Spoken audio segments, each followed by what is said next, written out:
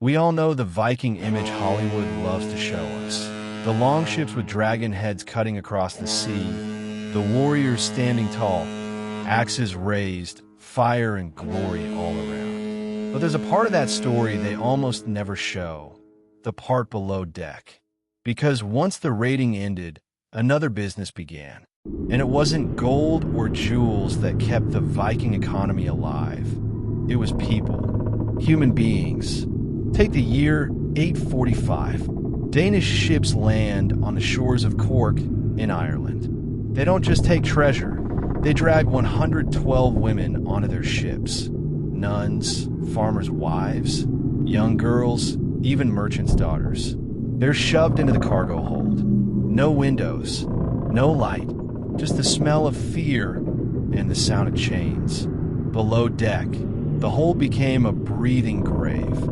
The air was thick, hot, and foul, salt mixed with sweat and human waste.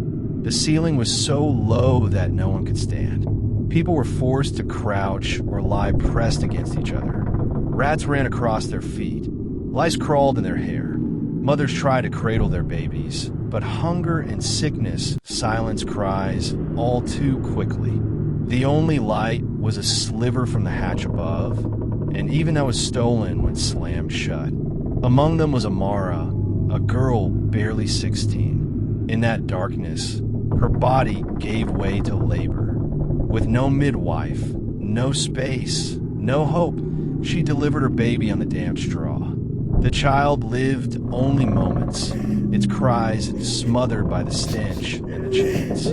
Witnesses later remembered Amara as the girl who stopped speaking altogether, her spirit shattered long before the ship reached Dublin. These women weren't prisoners of war.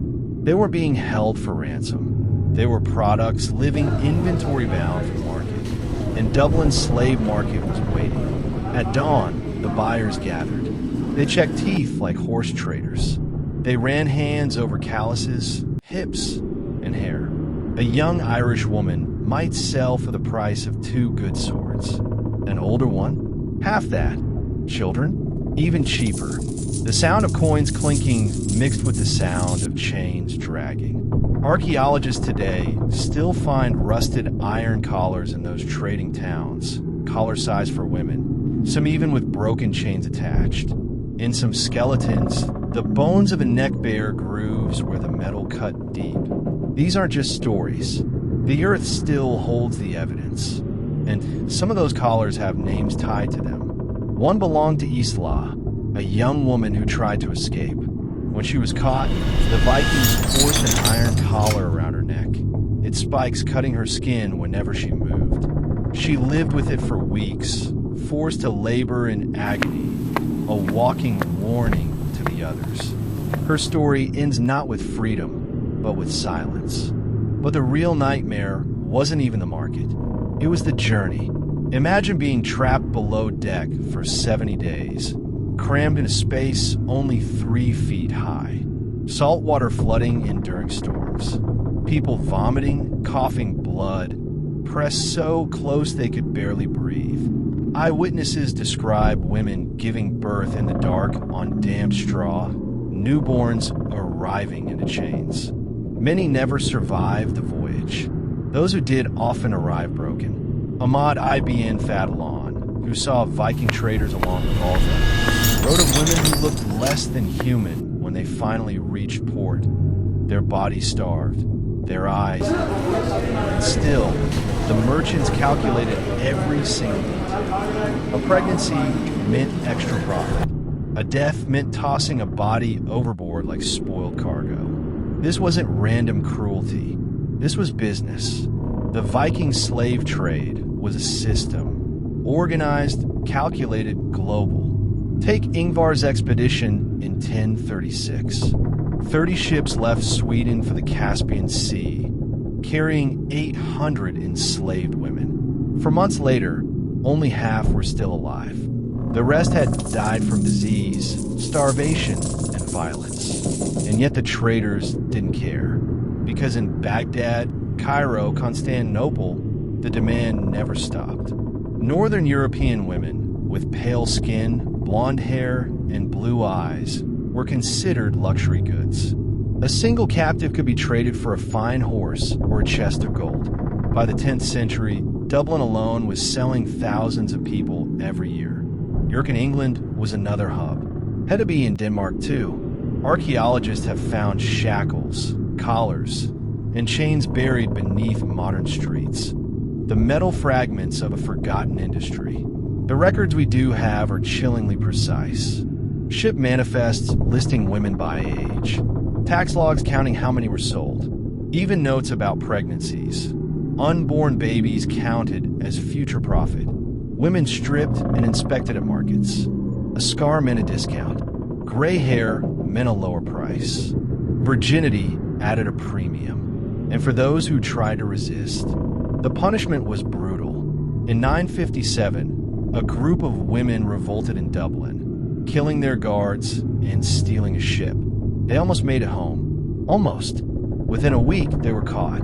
The Vikings hanged all 30 of them in the marketplace as an example.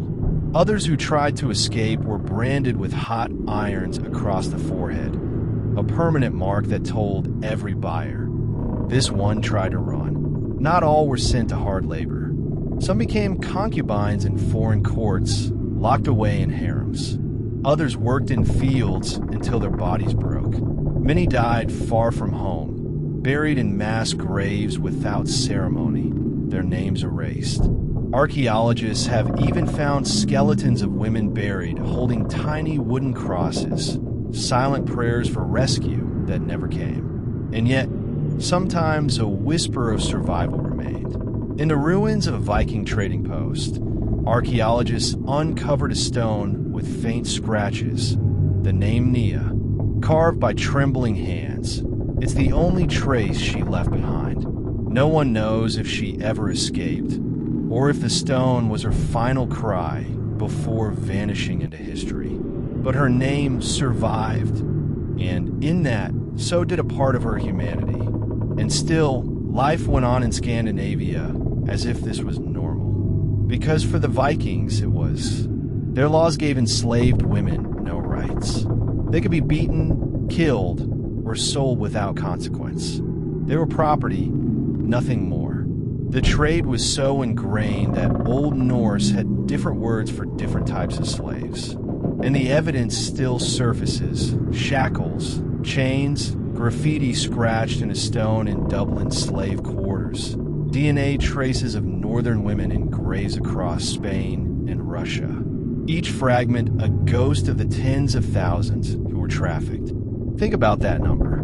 Tens of thousands of voices silenced. Names erased. Lives stolen. We like to imagine the Vikings as fearless explorers, master sailors, legendary warriors.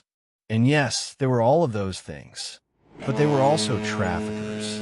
They built their wealth not just on raids, but on a trade in human flesh. A trade that turned women into currency and suffering into profit. So next time you picture the longship cutting through the waves, remember the other side of the story. The screams below deck, the chains dragging, the empire built on enslaved backs. If you want more stories that dig into the real Viking world, the side history books sometimes whisper but rarely shout. Hit subscribe. And tell me in the comments which city you're watching from. Because the past isn't just glory. Sometimes it's horror, and it deserves to be remembered.